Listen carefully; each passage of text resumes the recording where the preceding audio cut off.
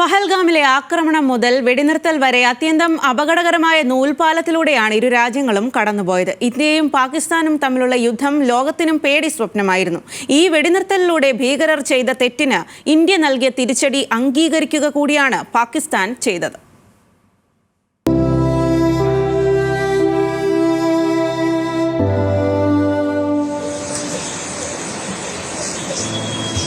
ഈ നവവധുവിന്റെ കണ്ണീരിനു മുന്നിലാണ് ലോകമെങ്ങും വിതുമ്പിപ്പോയത്. പങ്കാളിയെ നഷ്ടപ്പെട്ട് ഒറ്റയ്ക്കായ യുവതികൾ, പുത്രദുഃഖത്താൽ എരിഞ്ഞ അമ്മമാർ, പിതൃനഷ്ടത്തിൽ വെന്തു മരവിച്ചു പോയ പെൺമക്കൾ. അങ്ങനെ ലോകം ഒരിക്കലും അഭിമുഖീകരിക്കേണ്ടി വന്നിട്ടില്ലാത്ത തരം നോവാണ് ഒരു രാജ്യം മുഴുവൻ പടർന്നത്.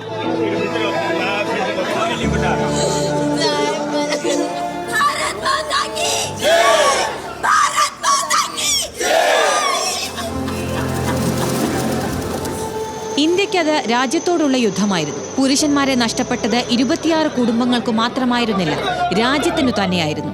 അതിനുള്ള ആദ്യ തിരിച്ചടി നയതന്ത്ര തീരുമാനങ്ങളായിരുന്നു. സിന്ധു നദീജല ഉടമ്പടി ആദ്യം ഇന്ത്യ റദ്ദാക്കി. ഇന്ത്യയും പാകിസ്ഥാനും 6 നദികളിലെ ജലം പങ്കുവയ്ക്കുന്ന പതിറ്റാണ്ടുകളായുള്ള സമവായം അവിടെ അവസാനിച്ചു.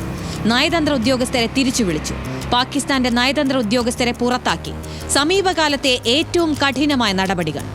പിറ്റേന്ന് പാകിസ്ഥാന്റെ ഊഴമായിരുന്നു. സിംല കരാർ ഉൾപ്പെടെ ഇന്ത്യയുമായുള്ള എല്ലാ കരാറുകളും റദ്ദാക്കി എന്നായിരുന്നു പ്രഖ്യാപനം. അതോടെ തത്വത്തിൽ ഇരു രാഷ്ട്രങ്ങളും ഏറ്റുമുട്ടൽ പ്രഖ്യാപിക്കുക കൂടിയായിരുന്നു. 14-ാം ദിവസം ഇന്ത്യ തിരിച്ചടി നൽകി. ചരിത്രത്തിലെ ഏറ്റവും കൃത്യതയുള്ള മറുപടി. ഭീകരരെ പോറ്റി വളർത്തുന്ന പാകിസ്ഥാനിലെ 9 കേന്ദ്രങ്ങൾ 28 മിനിറ്റിനിടെ തകർത്തെറിഞ്ഞു. പാകിസ്ഥാനിലെ പൊതുജനങ്ങൾക്കും സൈന്യത്തിനും സർക്കാരിനും ഒരു നഷ്ടവും ഉണ്ടാക്കാതെയുള്ള എണ്ണം പറഞ്ഞ തിരിച്ചടി.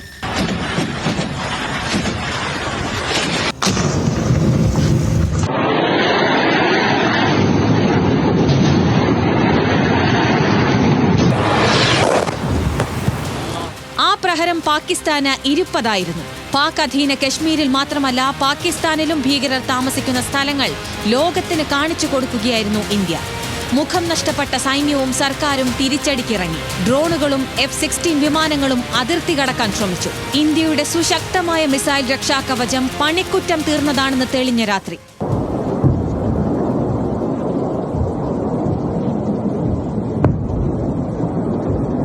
സൈനിക കേന്ദ്രങ്ങളിലേക്കും വിമാനങ്ങളിലേക്കുമുള്ള പാകിസ്ഥാൻ ആക്രമണ നീക്കമാണ് ഇന്ത്യ നിർവീര്യമാക്കിയത്. ഇന്ത്യയുടെ വിമാനങ്ങളും ഡ്രോണുകളും തകർത്തെന്ന നുണക്കഥകൾ പാകിസ്ഥാൻ പ്രതിരോധ മന്ത്രി ഉൾപ്പെടെ പ്രചരിപ്പിച്ചു. അവയെല്ലാം കള്ളമാണെന്ന് തെളിഞ്ഞു. ഇനി ഒരു മിസൈലെങ്കിലും പാകിസ്ഥാൻ അയച്ചാൽ അത് സമ്പൂർണ്ണ യുദ്ധമായി മാറുമെന്നായിരുന്നു നില. അതോടെ പാകിസ്ഥാൻ വിളിച്ചു. ഇനിയില്ല യുദ്ധമെന്ന് പ്രഖ്യാപിച്ചു. ഒരു ഇന്ത്യ പാകിസ്ഥാൻ ഏറ്റുമുട്ടൽ ഏറ്റവും കുറഞ്ഞ സമയം കൊണ്ട് അവസാനിച്ചു. That both sides would stop all firing and military action on land and in the air and sea with effect from 1700 hours Indian Standard Time today. ഈ ദിവസങ്ങളിൽ ഇന്ത്യ ആയുധമെടുത്തു. അത് പാകിസ്ഥാനിലെ ജനതയോടായിരുന്നില്ല, പാകിസ്ഥാൻ പോറ്റി വളർത്തുന്ന ഭീകരതയ്ക്കെതിരെയായിരുന്നു. അതുകൊണ്ടാണ് ലോകം മുഴുവൻ ഇന്ത്യക്ക് പിന്തുണ പ്രഖ്യാപിച്ചത്. News desk, news Malayalam.